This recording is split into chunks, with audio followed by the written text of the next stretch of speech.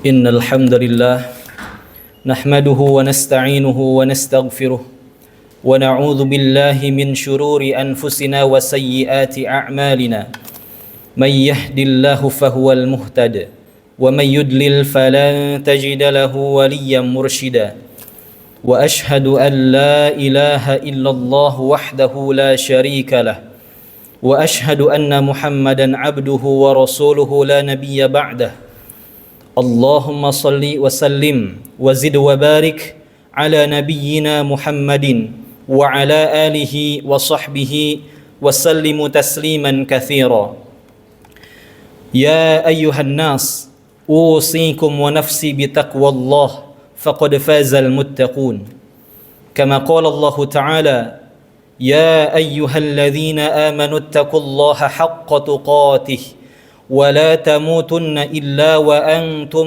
مسلمون وقال أيضا يا أيها الذين آمنوا اتقوا الله وقولوا قولا سديدا يصلح لكم أعمالكم ويغفر لكم ذنوبكم ومن يطع الله ورسوله فقد فاز فوزا عظيما معاشر المسلمين أعزني الله وإياكم جميعا. Kita bersyukur kepada Allah Subhanahu wa Ta'ala yang telah memberikan kita kemudahan, pertolongan serta hidayahnya sehingga beragam rangkaian ibadah dari mulai hari ke hari, waktu ke waktu kita mampu untuk mengamalkan dan menuntaskannya, termasuk sampai dengan detik ini. Allah Subhanahu wa Ta'ala ringankan langkah kita, ringankan tubuh kita, dan niat kita diikhlaskan oleh Allah Subhanahu wa Ta'ala dalam rangka menunaikan ibadah salat Jumat yang merupakan bagian dari kewajiban kita. Mudah-mudahan Allah Subhanahu wa Ta'ala menggolongkan kita semua sebagai hamba-hambanya yang pandai untuk bersyukur. Ma'asyiral muslimin rahimani wa rahimakumullah jami'an.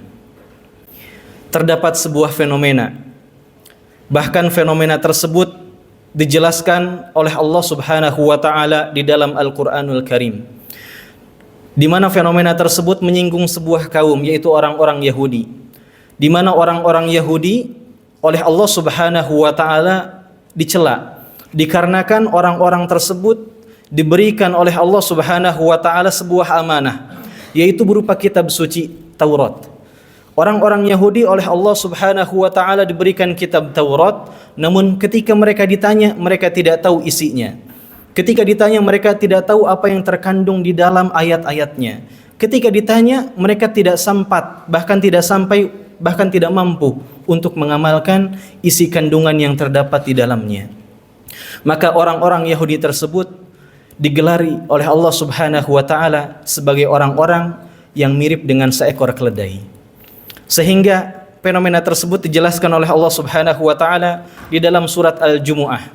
Allah Subhanahu wa Ta'ala berfirman, "Mathalul ladzina hummilut Taurata thumma lam yahmiluha kamathalil himari yahmilu asfara." Kata Allah Subhanahu wa Ta'ala, "Mathalul ladzina hummilut Taurata." Perumpamaan orang-orang yang hummilu, dalam sebuah tafsir hummilu dimaknai sebagai kullihu, orang-orang yang diberikan tugas. Sehingga kalau kita terjemahkan dalam sebuah tafsir, orang-orang yang oleh Allah Subhanahu wa Ta'ala diberikan tugas untuk menjaga kitab Taurat, kitab suci orang-orang Yahudi. Tsumma lam yahmiluha, kemudian mereka tidak mampu, bahkan tidak sampai untuk menjaga dan mengamalkan isi dari kitab suci tersebut. Kamathalil himari yahmilu asfara. Kata Allah Subhanahu wa Ta'ala, maka mereka itu layaknya seperti seekor keledai. Yahmilu asfara, di mana keledai tersebut yahmilu sedang memikul sebuah beban asfaro. Asfaro dalam sebuah tafsir dijelaskan sebagai kitab-kitab yang sangat tebal. Maka kitab suci sangat identik dengan sebuah kitab yang sangat tebal. Ma'asyiral muslimin rahimakumullah. Allah Subhanahu wa Ta'ala mencela orang-orang Yahudi yang mereka itu sangat-sangat lalai terhadap kitab sucinya. Mereka tidak tahu isi kandungannya, bahkan tidak sampai untuk mengamalkan isinya. Maka orang-orang Yahudi tersebut Allah Subhanahu wa Ta'ala sebagai seekor keledai. Maka ma'asyiral muslimin, kita tahu seekor keledai merupakan sebuah seekor hewan yang sering dijadikan sebagai hewan pengangkut. Dan ketika kita lihat seekor keledai tersebut ketika mengangkut sebuah barang, maka hewan tersebut tidak tahu yang dipikulnya itu adalah benda berharga ataukah tidak, benda yang sangat bagus ataukah tidak. Seekor keledai tentu tidak tahu yang dia pikul itu adalah kotorankah, ataukah batu, ataukah emas, atau benda apapun, mereka tidak tahu. Maka orang-orang yang oleh Allah diberikan amanah berupa Al-Quran, tapi mereka tidak tahu tentang isi Al-Quran, bahkan tidak tahu tentang kandungan yang terkandung di dalam ayat-ayatnya, bahkan tidak sampai mengamalkannya, maka bukankah kita sama dengan orang-orang Yahudi tersebut yang Allah Subhanahu wa taala cela sebagai seekor keledai? Kemudian ma'asyiral muslimin rahimakumullah, fenomena yang kedua masih sama kaitannya dengan kelompok orang-orang Yahudi. Dalam fenomena lain Allah Subhanahu wa taala menjelaskan dalam sebuah ayat dalam surat Al-Baqarah. Allah Subhanahu wa taala berfirman, di mana dalam ayat tersebut digambarkan tentang orang-orang yang ketika mereka diberikan sebuah kitab, kemudian mereka diberikan gelar oleh Allah Subhanahu wa taala sebagai al-ummiyun, orang-orang yang buta. Mereka diberikan kitab suci sebagai pedoman, tapi oleh Allah mereka diberikan gelar sebagai orang-orang yang buta. Mengapa mereka diberikan gelar orang-orang yang buta? Dalam ayatnya dijelaskan, wa minhum ummiyuna la ya'lamunal kitab illa amaniyya wa inhum illa yadhunnun. Kata Allah Subhanahu wa taala, wa minhum, dan di antara orang-orang Yahudi itu, wa minhum ummiyuna, mereka diberikan gelar oleh Allah sebagai al-ummiyun. Kenapa diberikan gelar seperti itu? La ya'lamunal kitab, dikarenakan mereka tidak mengetahui isi kitabnya, dikarenakan mereka tidak mengetahui tentang isi kandungannya, tentang tafsirnya, tentang apa saja yang dimaksud dengan ayat-ayat yang sering mereka baca. Wa minhum illa yadhunnun. Kemudian ketika mereka menjelaskan Al-Quran, mereka hanya bersandar pada sangkaan-sangkaannya saja. Dalam sebuah tafsir, orang-orang Yahudi itu memiliki dua metode cara ketika menjelaskan ayatnya. Yang pertama, ketika mereka ditanya apa maksud dari ayat ini, maka orang-orang Yahudi akan melihat teksnya, kemudian dia akan melihat terjemahnya, lalu dia akan mengira-ngira, sepertinya ayat ini menjelaskan tentang ini, dengan mencocokkan dengan pengetahuan yang dia miliki. Cara yang kedua, orang-orang Yahudi yang Allah berikan gelar ummiyun, orang-orang yang buta, ketika mereka menjelaskan kitab sucinya, maka mereka akan menjawab setiap pertanyaan dengan sangkaan. Ketika ada seorang bertanya, apakah ada hukum ini dijelaskan dalam kitab suci? Maka mereka akan menjawab, sepertinya ada, tapi sepertinya tidak ada. Mereka penuh dengan keraguan dan hanya penuh dengan sangkaan-sangkaan saja, tidak dibekali dengan ilmu. Maka ma'asyiral muslimin, ketika ada seorang yang sangat bersinggungan erat dengan Al-Quran, sama kaitannya dengan orang-orang Yahudi. Ketika kita semua diberikan oleh Allah Subhanahu wa taala Al-Qur'anul Karim untuk dijadikan sebagai pedoman hidup, kemudian tidak sampai untuk kita tadabburi, tidak sampai untuk kita amalkan, maka kita pun termasuk orang-orang yang Allah berikan label sebagai ummiyun, orang-orang yang buta. Wa minhum ummiyuna la ya'lamunal kitab illa amaniyya, kata Allah. Mereka tidak tahu isinya, tidak tahu cara mengamalkannya. Pengetahuan mereka hanya sebatas amaniyah.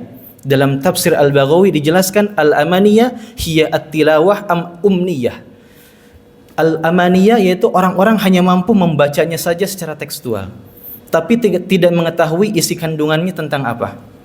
Sehingga ketika dijelaskan dan ketika ditanya apa ayat yang terkandung di dalamnya, maknanya, mereka hanya menjawab dengan sangkaan-sangkaan saja. Maka jikalau kita di kalangan orang-orang muslim hanya sampai pada taraf mampu membaca saja, maka bagi kita semua itu cukup untuk disyukuri. Karena ada kondisi yang jauh lebih buruk, ma'asyiral muslimin, ketika seseorang tidak mau membaca atau mungkin tidak bisa membacanya, disertai dengan ketidakinginan untuk mempelajari Al-Quran, sehingga dia tidak mau untuk mengangkat dirinya, memperbaiki dirinya agar mampu membaca Al-Quran. Maka tentunya kondisi seperti itu jauh lebih buruk dibandingkan kondisi orang-orang Yahudi tadi. Yang orang-orang Yahudi itu mereka mampu dan mau membacanya, tapi tidak mengetahui isinya, tafsirnya. Berbeda dengan kondisi zaman sekarang, ma'asyiral muslimin. Mungkin di antara kita Banyak orang-orang yang sadar diri tidak mampu membaca Al-Quran, tapi tidak ada keinginan untuk merubah kekurangan tersebut. Maka kondisi seperti itulah yang Allah Subhanahu wa taala tidak perkenankan. Kondisi seperti itu yang Allah Subhanahu wa taala tidak sukai. Bahkan gelar orang-orang al-ummiyun, orang-orang yang buta, itu layak untuk disematkan terhadap golongan orang-orang seperti itu. Maka kita berharap kepada Allah Subhanahu wa taala agar kita tidak dibutakan hatinya. Karena orang-orang yang bersinggungan dengan Al-Quran, kemudian mereka abai, mereka tidak ingin merubah dirinya agar memiliki kondisi lebih baik dengan Al-Quran, maka orang tersebut, kata Allah, sudah dikunci hatinya. Afala yatadabbaruna al-Quran am ala qulubin aqfaluha. Kemudian ma'asyiral muslimin rahimakumullahu jami'an. Fenomena yang ketiga, bahkan mungkin fenomena ini jauh lebih memprihatinkan daripada fenomena yang pertama dan yang kedua, di mana orang-orang yang mereka itu tidak tahu tafsir Al-Quran, tapi mereka menafsirkan Al-Quran. Mereka tidak mempelajari ilmu tafsir, tapi mereka berani untuk menafsirkan sendiri.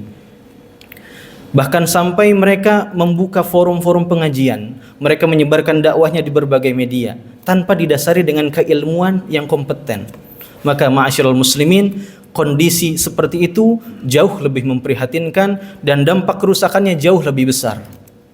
Maka ma'asyiral muslimin rahimakumullahu jami'an, berhati-hatilah terhadap orang-orang seperti itu. Bukankah zaman sekarang kita sering mendapati dari berbagai tayangan-tayangan, ketika ada orang yang baru belajar 1-2 kali, tapi mereka sudah berani untuk menyesatkan, bahkan mengkafirkan satu sama lainnya dengan saudara muslimnya. Bukan seperti itu ma'asyiral muslimin tradisi keilmuan yang Allah Subhanahu wa taala dan Nabi sallallahu alaihi wasallam contohkan. Maka kata Nabi sallallahu alaihi wasallam, berhati-hatilah ketika engkau melihat seseorang yang dia berbicara tentang Al-Quran tapi hanya menggunakan logikanya saja.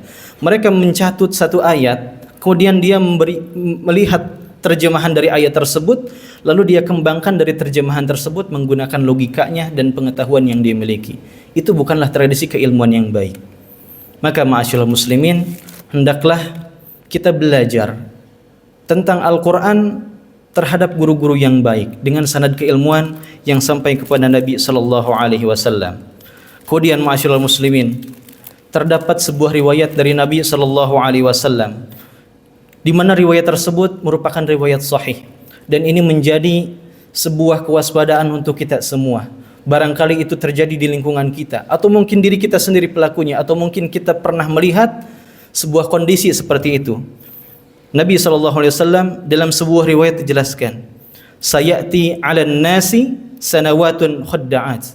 Kata Nabi SAW, akan datang kepada umat manusia tahun-tahun yang penuh dengan kedustaan, tahun-tahun yang penuh dengan kepalsuan, di mana pada tahun-tahun tersebut yusaddaqu fihal kadhib, orang-orang pendusta itu akan dibenarkan, wa yukadzibu fihas shadiq, dan orang-orang yang jujur justru mereka akan didustakan. Kemudian Nabi melanjutkan, wa yu'tamanu fihal kha'in wa yukhawwinu fihal amin. Kata Nabi SAW, orang-orang yang berkhianat mereka akan dijadikan para penguasa. Kemudian orang-orang yang amanah justru mereka akan dicurigai sebagai orang-orang yang berkhianat. Maka kata Nabi SAW, wa yantiqu fihar ruwaibidah. Maka ketahuilah orang-orang seperti itu adalah ruwaibidah. Maka kita ingat istilahnya ma'asyiral muslimin, ruwaibidah. Kemudian para sahabat bertanya, ya Rasulullah, wa mar ruwaibidah? Dalam riwayat lain, manir ruwaibidah? Para sahabat bertanya kepada Nabi SAW, siapakah ruwaibidah itu ya Rasulullah? Maka Nabi SAW menjawab, ar-rajulu tafah yatakallamu fi amril ammah. Kata Nabi SAW, orang-orang yang disebut dengan ruwaibidah adalah mereka orang-orang yang bodoh, tapi mereka berbicara tentang masalah umat. Orang-orang yang mereka bodoh dalam sebuah keilmuan, tapi mereka berbicara tentang keilmuan tersebut. Kita temukan ada orang yang tidak belajar tentang ilmu akidah, tapi berani menyampaikan akidah menurut versinya sendiri. Ada orang yang tidak belajar fikih, tetapi berani memfatwakan sebuah hukum fikih. maka ketahuilah ma'asyiral muslimin, waspada terhadap orang-orang seperti itu adalah orang-orang yang kelak akan muncul di akhir zaman sebagai tanda-tanda akhir zaman nanti. Kata Nabi sallallahu alaihi wasallam, ar-ruwaibidah, orang-orang yang bodoh, tidak mengetahui tentang satu ilmu, tapi mereka berbicara tentang ilmu tersebut, tidak belajar tafsir, tapi menyampaikan tafsir sesuai dengan logikanya. Maka ma'asyiral muslimin, kita perlu berlindung kepada Allah Subhanahu wa taala dengan memohon kepada Allah Subhanahu wa taala melalui doa-doa kita. Kemudian kita bekali diri kita dengan menuntut ilmu kepada guru-guru kita. Kemudian kita hadiri majelis-majelis ilmu. Kita bertalaki kepada guru-guru kita. Tentunya kita temukan lingkaran pertemanan yang soleh, lingkaran orang-orang yang mampu membantu kita untuk menjaga kadar keistiqomahan kita dalam menuntut ilmu agama. Mudah-mudahan ma'asyiral muslimin, kita semua diamankan dan dibebaskan serta diselamatkan dari fitnah akhir zaman. Mudah-mudahan kita semua termasuk orang-orang yang Allah Subhanahu wa taala berikan rezeki berupa guru yang baik. Allah Subhanahu wa taala berikan kita taufik dan hidayah sehingga kita termasuk orang-orang yang mampu istiqamah dalam mempelajari Al-Qur'an, dalam mempelajari ilmu-ilmu Allah Subhanahu wa taala. Aqulu qouli hadza wa astaghfirullah li wa lakum.